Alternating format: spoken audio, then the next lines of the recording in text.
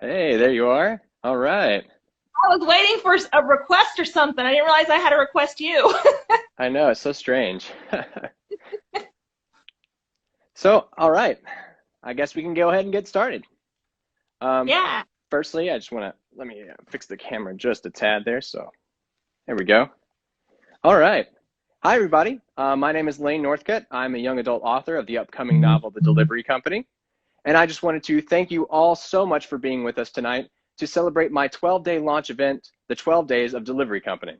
Now, this is a 12-day event where I will interview a different author or indie publishing professional each night and give away one of their books at the end, or two in the case of tonight.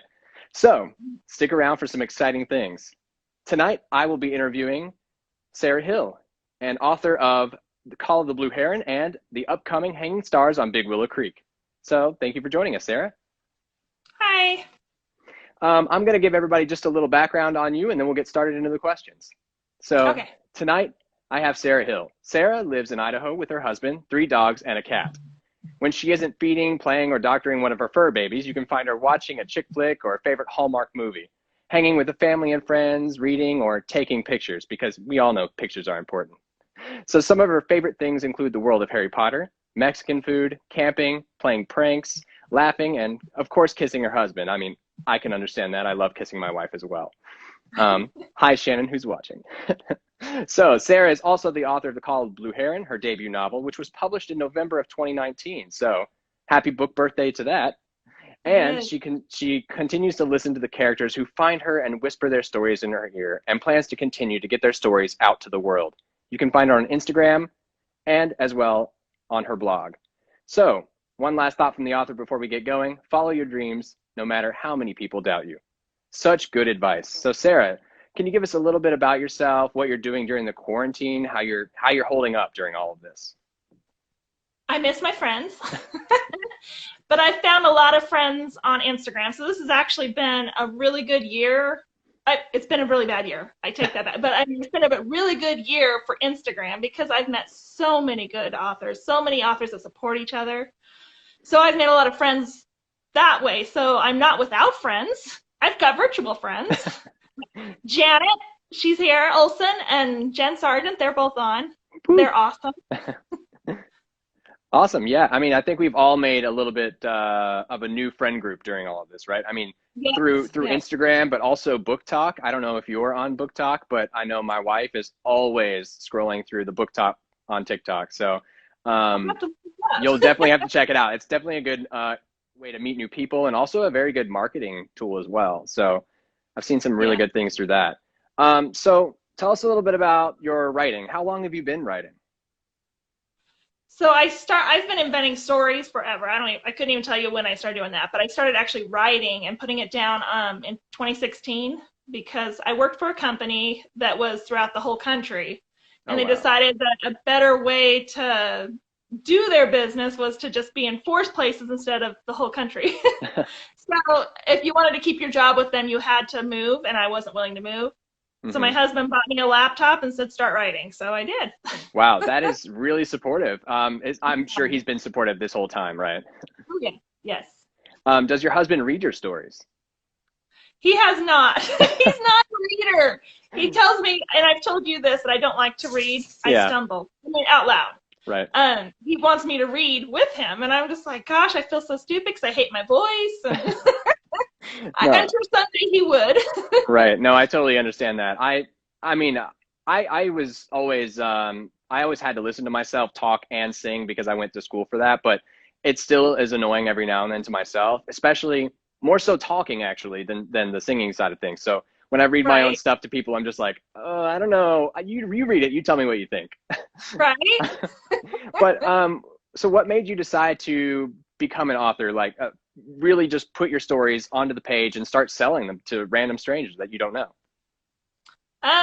So my husband, of course, was the first push. Right. Then I read a book by Rachel Hollis, Girl Wash Your Face. And after reading that, and hearing her story, I was like, you know what, I can do it too, because she had pretty much the same story I had, where you didn't go to college, you didn't do this, you didn't do that. And so inside you think, I can't do this because I didn't go to school for this. Right. But she did it. So I figured, okay, if she can do it, I'll do it too. So that's why I actually did it. That's what made me push to actually get published. So Right. Um, Lane, sing for us. had to change that there. Definitely not Larry, not tonight, but thank you. So can you talk a little bit about your writing style? Like, when do you typically write and for how long during the day? I write whenever I have free time. So usually it's on the weekends because that's when I have the most time, and usually in the mornings before everybody else is up. Right. Every once in a while I'll get some time in the evenings, but I always feel bad because that's the time I have with my husband, and so it feels kind of like you're taking away time from them. But as much as I can, I do. Right. I don't ever have a planned time. I know some people wake up in the morning, have an hour or whatever. I don't have that, but Yeah, I know some people have that crazy schedule. You look at some of these authors on Instagram and other places, and they post their calendar that's got like color coded by the hour or by the minute when they're writing, and I'm just like, good for you, but I am not that way. No. So you find yourself mostly writing on the weekends then?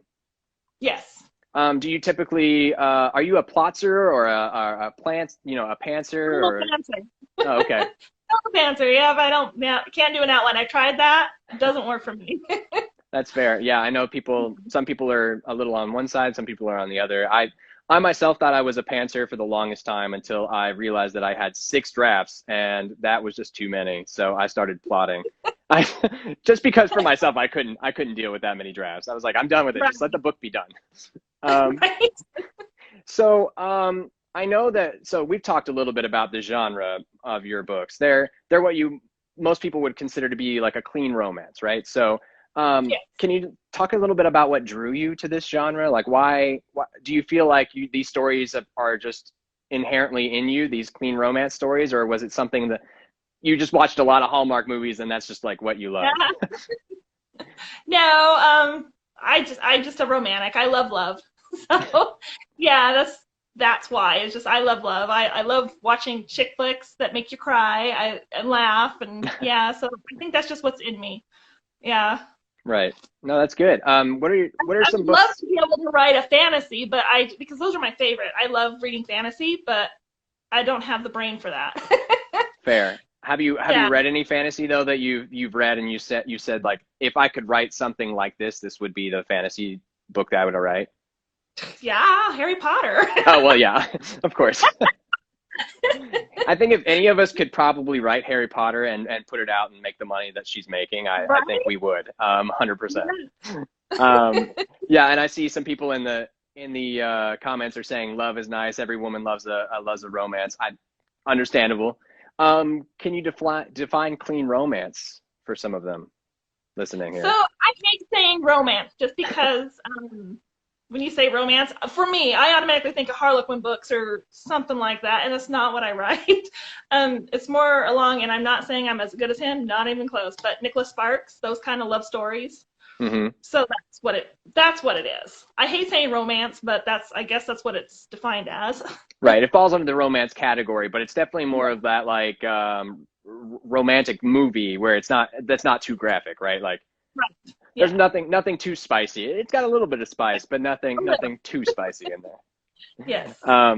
So can you talk a little bit about your upcoming book, The Hanging Stars on Big Willow Creek? Can you give us a little bit of insight as to what to expect with this new book? Let's see. Well, from what people have said, I mean, a lot of heartache. This book tore my heart apart. I almost scrapped it because I couldn't take what it was doing to me. It's so funny what your characters can do to you. Mm-hmm. But yeah, I got so attached to one character, and the things that the character was going through, it was just seriously tearing me apart. And I was just like, okay, I'm done.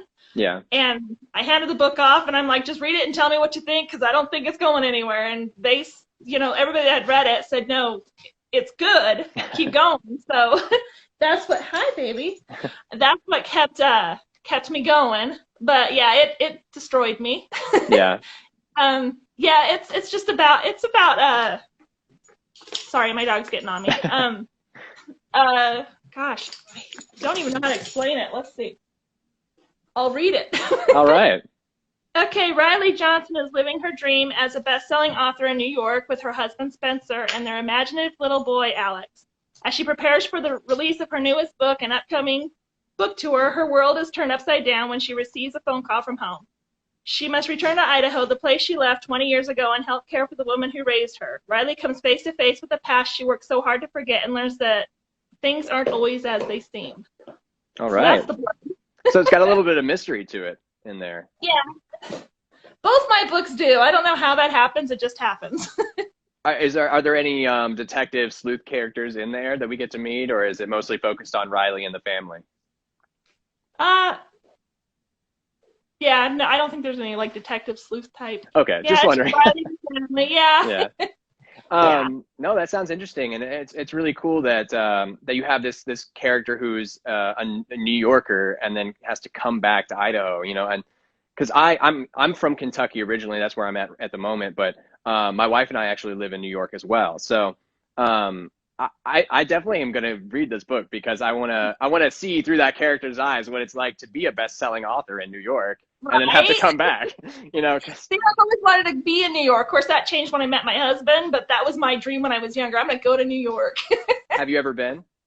No, that's on my bucket Oh. list though. Okay, well, if you do, hit me up. We live in Brooklyn, so we can give you a nice tour when all of the coronavirus stuff is over. No, that sounds great. So you said you get connected to your characters. Can you give us like, do you find that you write characters based off of yourself or other people you know, or do you just tend to feel like it's a part of you? I think a little bit of both, because like Riley, the main character in Hanging Stars, her childhood was kind of like mine, except without the boy, of course. But growing up on the ranch, I've got the book set on the ranch that I grew up on. So, playing in the creek, and yeah, it's stuff that I experienced that I loved growing up. And Yeah. so I put that into the story because it's stuff I know. I think it was it Little Women when Joe March wants to write, they told her write what you know because that's what's going to be good. So that I've always kept that with me, write what you know. So Yeah. a piece of it is always in my stories. That's great. Yeah, I think most authors would probably say that, right? I mean, most of us, I would like to think that most of us are not writing ourselves into our books Right? 100%. I mean, I would never want to read a book about me, No. just as a person. But Yeah. I definitely would like to read a book about a specific attribute of me, you know, or at least something I can connect with, which is, I think, what you're talking about, right? Yeah.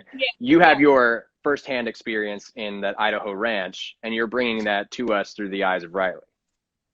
Yeah, and that's what I mean in both books. Even in Blue Heron, it's set in Hagerman. So I guess that's what I put in is the places that I love because Hmm. Hagerman is a place I love so much. So that's what Call the Blue Heron is set in. So Uh, it's just I think that's what I pick a love story and I go put it in a place that I love. so, since you love it so much, can you give us an idea of what it's like to live in Idaho and specifically on the ranch that you grew up on? Because I for one don't know much about ranches or Idaho, and I'm sure many of our viewers don't either. So Yeah. So Janet's excited about Blue Heron. All right. a funny story about Janet, real quick. She was reading my book at the same time I was reading her book, New Beginnings, and I was talking to her, and I was reading, and as I was reading, it came across one of her characters is named Ida. Hmm. Somebody said they're like she was explaining her name to somebody, and they're like, "Well, what's your name?" She said Ida, and they're like, "You mean lame like Idaho or something like that?" And I kind of laughed so hard. It's like, Janet, I'm from Idaho. That's hilarious. And something that you, as somebody from Idaho, is probably going to be mostly laughing about, right? Like other people Yes. won't laugh as hard as you did, but that's No. Yeah, I just thought it was funny because I think most people probably view it as Idaho. Where's that? That's lame. right. But I love it. It's country, mountains. We do a lot of camping, Hmm. trail riding on ATVs. Just, I mean, like Hagerman. We've got waterfalls. You go boating. Gosh, I just love it. Yeah, it sounds beautiful. Yes, yes. And I'm sure we I get love to get a little snapshot of where you're from through reading your books as well, right? it. Yeah, because there are always places I've been. So. Cool. Off, off topic a little bit, but not. Do you have a favorite between the two books? Which one like resonates more with you? I keep asking myself that, and I think I love them both for different reasons. Call of Blue Heron, I mean, it was my very first one, helped me get the confidence I needed to keep going. Mm-hmm. Hanging Stars, I don't know, there's something about, I think it's because it tore my heart apart. Because it gave me so much ache. I don't know. I don't know that I like either one of them more, but I think Hanging Stars did more to me than Call of Blue Heron. Yeah. And maybe it's just because it's more recent and, I still had those feelings, but yeah. I love them both though. That's fair. Yeah. And how long did it take you to write Hanging Stars?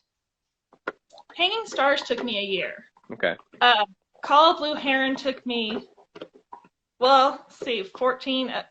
Took me about 2.5 years because from the time I started and actually believing it probably wouldn't have taken me that long had I believed in myself. But Yeah. to gain the confidence and to believe I could do it, it took me 2.5 years for Call of Blue Heron. Right. Yeah. No, I mean, that makes sense. I mean, this is your first book, right? So it's taking you some time to get used to your writing style, your writing routine, and I'm sure there's a lot of mental blocks there too, right? That are keeping you from saying, yeah, I'm good enough to like sell this to people and have other people read this. Yes, yes. Yeah, it's very scary. I mean, even doing your second book, it makes your stomach sick. You're just the first person I hand it to, I'm just like, oh gosh, should I have even given that to her? I mean, because then you're like chewing nails the whole time waiting to hear from them. And then when you don't hear from them, you're like, does that mean they don't like it? Oh yeah, yeah. I think we all struggle a little bit with that little bit of like nervous slash worry that we've done something immensely wrong in writing a book and giving it to anyone other than ourselves. So, Yeah. can you talk a little bit about like writer's block and issues you faced as a writer and how you maybe overcome those? Writer's block, gosh, I just think a lot. I mean, I always have a notebook by me because yeah, I do. I get writer's block. Gosh, it was really bad with Call of Blue Heron probably because I lack the confidence. But yeah, I'd get to a point and I'm just like, I don't know what to do now, and I couldn't follow an outline. So, yeah, writer's block. I don't know that I deal too much with writer's block. It might last a few days before I get back on track. I think the thing that is hardest for me is remembering words. Yeah. My husband laughs at me all the time. I'll be like, that word that, when you do this, or no, but be nice. And he's always like, you do this all the time, but he can usually, don't lick that. He can usually find the word for me, but that's the thing. Or sometimes I start going to Google and I'll put in the word that I can think of and I'll start looking, okay, what word am I looking for? That's the hardest thing for me is I always lose my words. Oh yeah, and I'm sure you have a thesaurus, and you probably use the thesaurus on your computer, but like even then, right? You're thinking of a feeling, right? More so when you're trying to come up with the word. So it's like, I don't know how to describe it, but that's how it feels. Yeah, or sometimes you'll put it into the thesaurus and then it'll come up with nothing, and I'm like, there's got to be another word. Come on. Yeah, you didn't make this word up, probably. Right. So do you have any advice for those who are just starting out in the indie author community, who may be watching or who might be thinking, well, I think I have a story inside me, but I don't know if I can write it. Right. Keep going. I will tell anybody, keep going. I mean, it doesn't matter if you think it sucks, if you're scared, keep going. And find somebody that you trust, that isn't going to break your heart. I mean, I have begged everybody that I've given my books to, I want you to be honest. It's not going to hurt. I'm a very sensitive person. I'm very empathetic. I cry a lot. So people, I think, are afraid of hurting my feelings. But for some reason with the books, it doesn't hurt my feelings because I know that whatever criticism they give me is going to make my book better. And so just remember that. Keep going. Find somebody you trust and make sure don't let them sugarcoat anything because that's not going to make your book better. Make sure that they tell you the truth. I mean, and nicely. Yeah, right. Don't destroy me, but nicely tell you the truth because it's going to make your book better. And, so just make sure somebody you trust that you share it with at first. Mm-hmm. I mean, and then find a community like here on Instagram. I know there's other communities. I found Instagram to work best for me, but there are a lot of authors on here that will support you and help you lean on. You can ask questions. I'm one of them. So if you want to message me, hey, message me. I am here for questions. I will help cheer you on. I will be your cheerleader because for me, it's not a competition. I love to read. So if it was a competition, the books, there wouldn't be so many books out there. You know, we need more books. So I will help anybody that wants help. And I mean, I don't know a lot. I'm still learning, but I will help you with whatever, you know, I know. Right.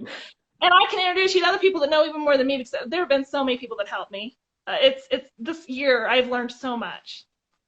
Yeah, and I think that's the biggest thing, right? Is finding your community, finding those people who can support you from all sides of it, right? And just lean into those people to help you to succeed. Because I think most people are genuinely nice people and want you to succeed in whatever you're doing, Yeah. right? Yeah. Took me a while. I mean, when I first got an Instagram, because I knew nothing, I was like dumb. I knew nothing, but I would reach out to people, and most of the time, people would ignore me. Every once in a while, somebody might answer me and say, "No, I'm sorry," or whatever. But I finally, you know, once I started getting a groove of meeting people that would actually, or like, yeah, let me help you. You know, then after that, you start picking up a momentum. So don't give up. Even if people ignore you, don't give up. Keep going. Right. Yeah. And I think, and you can never have enough books. I totally agree. You can. Speaking of, what books are you reading right now? What's grabbed your attention at the moment? I am reading Bruce Spider's second book of his Shy Backpacker series. What is it? It's Eye on the Prize. So it's the Diary of the Shy Backpacker, Eye on the Prize, and it's the second in his series. Okay. Is that about, what's that about exactly? It is kind of like it's not a memoir. It's a story, but it's got a little bit of, because he actually did backpack in his youth, so Hmm. he's using that and then twisting in a little bit of, I don't know, imagination, because it's not all true. It's just a little bit, kind of like with me with my ranch, you know. Right. So it's kind of like that, and it's funny. He's got a little, I mean, he's got things that make your jaw drop, but I mean, always making you laugh. I mean, it's so funny because when I picked up the first book, I wasn't so sure. You know, I was like, I'm gonna give this guy a try because he's always on Instagram peddling his book, so I'm gonna read his book. Right. And I didn't stop laughing. He is so funny. He is so funny. Yeah. So Bruce Spider, yeah, you guys want to laugh? Find his books. The Diary of the Shy Backpacker. Very good. Cool. I'll have to check that out. Now, can you give our viewers a little idea of the main characters of each of your books? Kind of give us an insight of like who we're meeting when we get to read Call of the Blue Heron and the Hanging Stars. So Call of the Blue Heron, you're going to meet, the main characters are Allie and Cash. And Allie is a photographer from California who has been she's always wanted to be a photographer, but her parents have always told her, no, you're going to do what the family says you're going to do. Well, she finally gets a chance to go to Idaho and take pictures of Hagerman. And, sorry. So she gets there and she meets Kat and Cash. Kat is Cash's daughter. And Cash is just a man. I love Cash. He's probably my favorite character ever, but I base Cash off of my husband, so of course he's my favorite. And they live in Hagerman. He owns a cattle ranch. I know a lot about cattle ranches, so you know. Yeah. She gets to take pictures of the beauty down there, all the waterfalls and the clear lakes, you know, where you can see down at the bottom of the from the center of the lakes, you can see down the bottom. Just, you get a lot of scenery. And then, of course, the love story. And there's a little bit of mystery, but I can't tell you what. I'm really bad about giving away spoilers, so I'm trying not to say too much. No, that's fine. I feel like you're giving us a good amount without overdoing it. So Yeah. yeah. And then Hanging Stars, you will have Riley and Mason as the main characters. And Riley is the author from New York. She started out in New Plymouth, Idaho, and she left and went to New York to become a best-selling author and is called back. Mason is the boy that she grew up on the ranch with, and they had a romance. And there's mystery as to why, you know, she even left, but yeah, and you find that out. And of course, Alex is her son, and he loves Harry Potter, so you know. Right. He's a cute little boy. Of course. Janet's saying Team Mason. Oh yeah. See, I tell Janet I got her back. She destroyed my heart, I destroy hers. I think it's only fair. I mean, we all have that one person that reads our stuff that before everyone else, and you kind of have to give them a little bit of extra, right? Right. So I want to go ahead and open it up to the people watching. We have about 13 people on here right now, which is great. I just want to see if any of you guys watching have any questions for Sarah or me, or just in general about the author process. If anybody does, and let me just quickly scroll through. I'm not to scroll through the Instagram comments much, so I just want to make sure I'm not missing anything.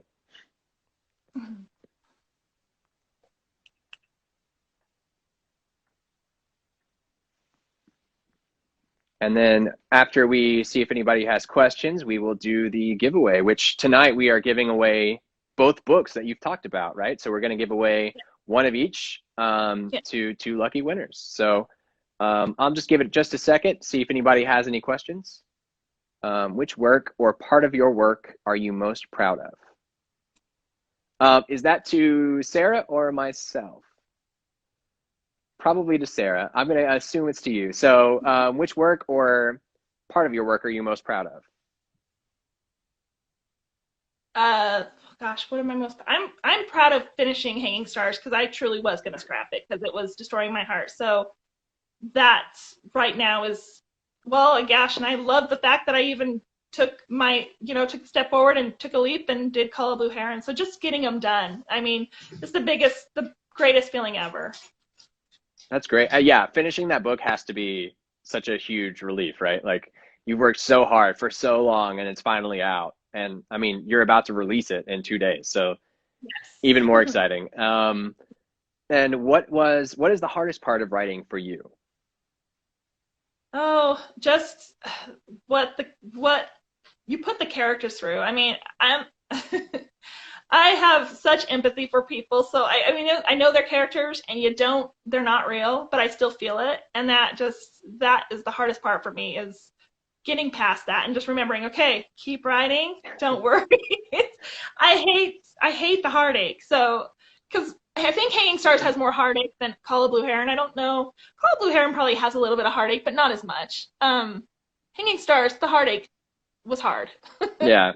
No, I Yeah. totally get that. I think I'm a little bit opposite. I every time I play an RPG video game and write anything I'm writing, I think the parts that I love most are getting to kill characters off or like be evil, which is like not how I am in real life at all, which is I think why I enjoy it so much. Right? Um, You're one of those authors. You're like, you will die. You will die. yeah, so not to spoil anything, but the series definitely doesn't keep everyone you meet. So um but yeah, so also I think it's Lucy. It says that she doesn't have a question yet, but you seem like a beautiful person both in and out. That's really nice. Yeah. So we have a question of, are you self-published? And if so, can you describe that process? I am self-published. I did it on KDP, which is through Amazon. And the first one, Call of Blue Heron, I had no idea what I was doing. I mean, this is my new cover. This was my first cover. And yeah, the reason I did the first cover, which I understand, nobody gets it, but it's because it's a picture of Hagerman, and so it meant something to me. But it doesn't show that it's a love story, so that's why we did the revamp. Yeah, it's hard. The first weekend I cried, trying to get it out because I had a goal. I wanted it done before Thanksgiving. I wanted to release it before Thanksgiving last year, and so I was tears. I was doing it on my own. I'd never known how to do this, but second time, let me tell you, it gets easier because Hanging Stars was a lot easier. I know how to format it now. It's the right size now. So yeah, if you need help, let me know. I can try to walk you through it if you're going through KDP. That's the way I went. I don't know. Lane, were you self-published or? I am. I actually I went through KDP as well, but Okay. I did kind of a myriad of things with it. So I went through KDP for both the paperback and the ebook through Amazon solely. And then I went through Ingram Spark for all of the distribution for the paperback wide. And then I went through Draft to Digital for the ebook distribution wide. So Draft to Digital, super great. Love the company. And actually I used the formatting from them for my paperback and the ebook. So they made things super easy, and it was totally free. They just take, I think it's like 10%, right, of the cut. But like, what's that when I don't have to pay? Like I love the formatting job they did. Plus, they push it out to Apple, Kobo, Barnes and Noble, Tolino. scribed. I can't remember how you say that one, but like, yeah, Yeah. they push it out to all that plus overdrive for the libraries, so even libraries can check it out. So Yeah. it's, I mean, as far as publishing goes, if you're self-publishing, there's many routes to go, but I totally recommend both KDP and Draft to Digital if you're doing the ebook side of things. But Amazon, like you said, Amazon is great and easy if you just want to do everything in one place as well. Yes, and that's you mentioning that KDP is, I mean, it's totally free. It doesn't cost you anything. Well, unless you're getting your author books, but author books are so cheap. Yeah, If you're getting your author copies, they're so cheap. So yeah, it doesn't cost you anything though. People just order it. You don't have to ship it. They ship it. It's yeah, it's so easy. yeah. Yeah. And I mean, when you get your proofs in the mail, it's super exciting. You know, you get that first proof and you're like, oh my gosh, my book, this is real, right? So, Yes. I mean, I have my Amazon proof copy in the background. It's still got that gray stripe through it because Yeah. my Ingram Spark proof just came in the mail, so I have to go pick that up. But so that'll be the newer one will be in the background after today. I've been Yeah. waiting. Yeah, I've been waiting forever for that one to get here. But but yeah, it's super exciting to open your first one. Speaking of, what inspired you to write your debut novel? I think you've talked a little bit about this, but like what specifically inspired Call of the Blue Heron for you? That would. So I have a niece who I love, Allie, who is. I name my characters after people I know too. My characters aren't particularly people I name them after, but I use their names. But Right. Allie, it's just I don't know I don't even know what made it come in my head, but the twist in my story is what popped into my head, and that's what made me create it. But knowing people is what inspires me to write it. I guess I don't know. I don't even know if I'm saying that right, but yeah, Yeah. yeah, Allie. Allie is the first because I loved her and I just wanted to give her a namesake, I guess. No, that's fair. I like that. Yeah, And I mean, I think a lot of times for us, you know, the people that we know and that we meet, they are a part of our story and then they impart on us their own story. And from that, as an author, you're like, everything's a story. So as soon as you meet somebody, you're like, you could be a character. Or that thing that you just told me could be a great story. I'm going to use it. So, I mean, for me and the delivery company, it all started with a question of like, what would happen if society just said, if you're not perfect when you're born, you're basically useless. right. So, because I thought it was really important to have representation of those who have disabilities or chronic illnesses and that in fiction, because I feel like, especially in YA, I feel like we don't really see that a lot of the time. I think we see a lot of very strong, independent teenagers who suddenly know what they're doing for some Yeah, reason. And and so with mine, I also have Crohn's disease. So and it's one of those invisible illnesses, you know, that really nobody sees unless you ask me to show you my scars, which I pretty much do to anybody who will ask because it's just fun. Um, but but no, I think, you know, it's really what inspired me to write that book. All started with kind of like that question, and then from there, I just kept building the world around this one facility that either deems you ideal and then pushes you out to families to adopt, or throws you down a trash chute and says you're rejected. oh yeah, So yeah. I can't wait to read it. I the more you talk about it, the more I'm like, okay, give me the book. I'm very excited for people to read it. I just got another 5-star review yesterday, so I was on Goodreads, which I'm super hyped about. So good things are coming, and I'm Yeah, sure we will see lots of good things coming with Hanging Stars as well. yes, Um, a few more. Let's see. Have you started your next book? Personally, have. I have to. yes. It's coming out in summer, so I have to get it. Is it the second to your It's the the delivery? sequel to the delivery company. Yeah, it's a trilogy. So, what about Yeah, you? Have you started your next one? I've started two different ones. I just haven't decided which one I'm going to go with first.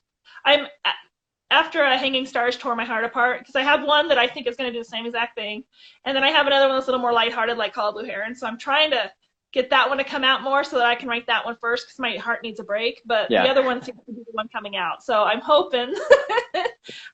So I've got two that I'm working on right now, but I haven't like taken off with either one of them yet. Okay. Yeah, you're trying to decide, do I want this heartbreak right now or do I save Right. it for later? Yes. Um, what would you say gave your first book the most exposure? Oh, gosh, I don't think I had very good exposure because I seriously knew nothing. So I think that's why Hanging Stars will definitely do better because I know more now and I have way more. I know how to get it out there. Call Blue Heron, I guess just by word of mouth, family and friends, telling, hey, this is a good book, read it. My friend wrote this, or hey, hey, my friends or my daughter's friend or whoever wrote this book and I read it, or I haven't read books for 20 years and I read this book and I loved it. Just people saying stuff like that is what made other people think, okay, I guess I better give this a try. And I understand, totally get, somebody saying, oh, indie author, unknown author, please, I totally get that. And that's actually probably the hardest thing about being a self-published or indie author is people don't believe, that you can actually write a book because you're not from the big five publishers, Right. So yeah, that's probably actually the hardest thing now that I think about it. It's just, yeah, it's hard. Oh yeah. And I think on that, I mean, I have seen so many people who think, just because you're not with a top five publisher that you are not an author at all. You're not even, you can't call yourself an author if you're not signed with this person or this Right. house. But I mean, I would argue quite the opposite because you should see some of these people that I see in some of the Facebook groups I'm in. I just saw a woman the other day post her royalties for the month of November, and let me tell you, 15 grand is nothing to that is a heavy number. So I mean, if I Right. could make 15 grand in a month, I think I'd say happily I am a self-published author, and Right. I did that myself. Yes. Yes. And there's good. I took a class. Which is why I chose to not even try with the big five Hmm. because and he was telling us, he said, I'm not trying to push you either way, but just know with the big five, they put you on a shelf. And if you do well, then you stay on the shelf. If after 5 or 6 weeks, I can't remember, you don't do well, your book gets taken off the shelf and your book is just not there anymore. He Oh said, if yeah. you self-publish, your book is always there. Nobody can take it away from you. So that's what made me think, okay. And he said, really, unless you're going to be top of the charts, you're not going to make money with the big five either. So, Yeah. And I yeah, mean, you still do a lot of your own marketing when you're a part of the yeah, big five. I mean, it's not like yes, you sign that contract, suddenly you just sit back, take a drink, and wait for your book to make millions of dollars, unless you're maybe Stephen King now, who has yeah, enough books to make an armchair out of. But right? but I mean, for me personally, I think the most exposure has been the word of mouth. I mean, both through Instagram and Facebook, just having friends and other people that I've connected with just Yeah, share my stuff as well. Um, yes, and I think I mean I also called some newspapers like the one from my hometown and set up an interview with her, which was great. She did a huge feature that was in the print and online, so I was able to share that on my Facebook, which got a lot of people um, to per to pre-order from that. And then to be honest, this event is part of the publicity as well, yeah. for both myself and other authors. I'm trying to do a little cross promotion. So Right. That's um, why I said yes to you when you asked. Because yeah. at first I said in my head I was like, no, I don't talk to people in public.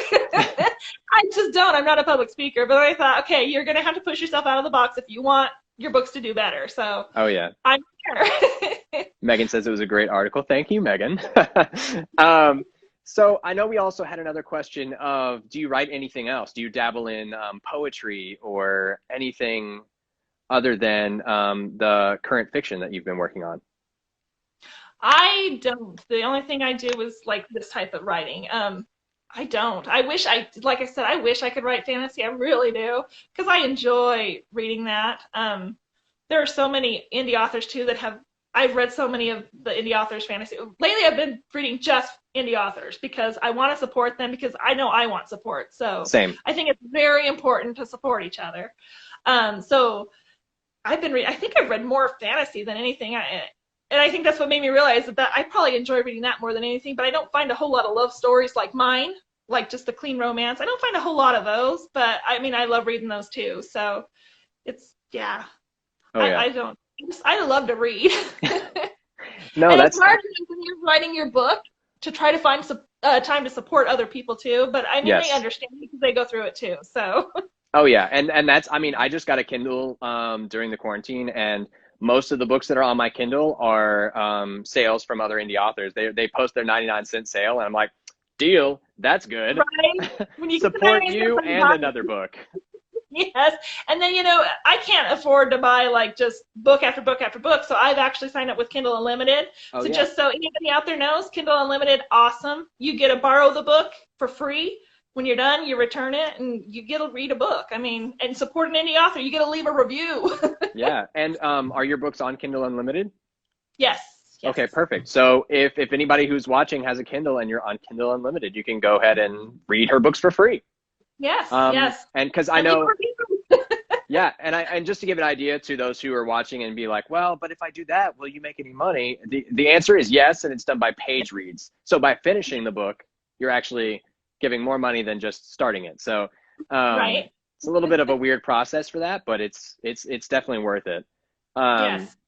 I know that yes, this will be posted, I promise. I know you have to go to bed in London, but I will be posting this after. Also, on that note, we have another comment that says, coming from someone with a publisher, this is 100% true. I would say 60% of the marketing came from my own platforms. Self-published authors are real authors. Yeah. Yes. Also, another question. Oh, Larry, yes. Would you develop your book for a musical version or a staged play? I'm also going to add to that question, or movie/TV show. I would definitely do a movie.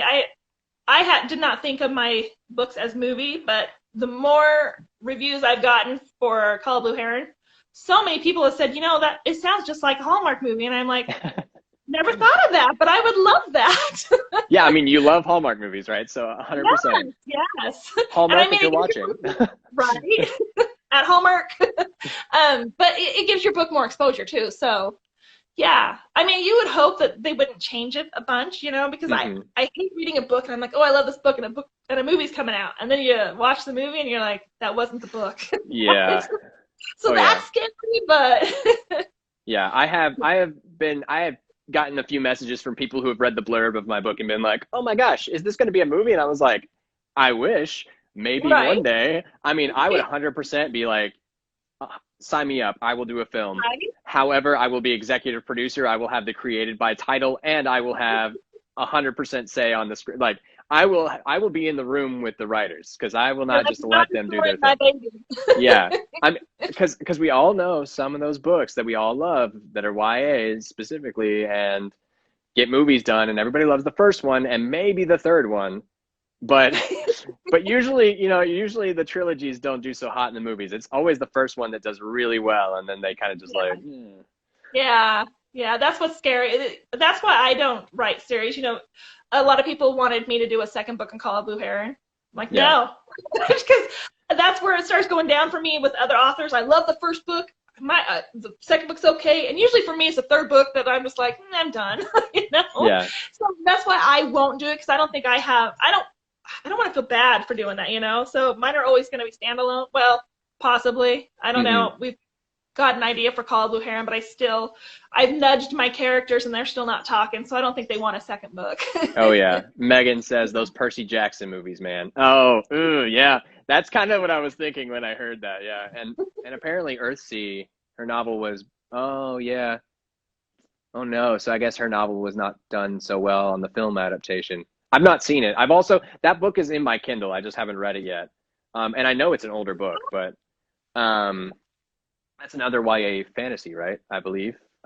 It's sitting in my library, but yeah, and I mean, gosh, I think anything that we can do as an author to get more of our books out there, or stories out there, our characters out there, we will do it almost, right? Like if somebody wants to have us on a podcast, somebody wants to make a short film for their student, their whatever they're doing, absolutely, base it off of my book, just put the credit in there. Right. Any publicity is good. Yeah.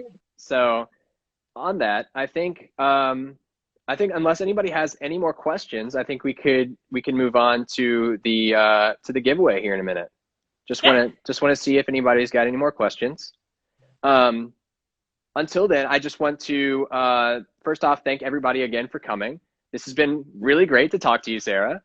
Yes, thank you. I just want to remind everybody, this is day 1 of 12 for my 12 days of delivery company.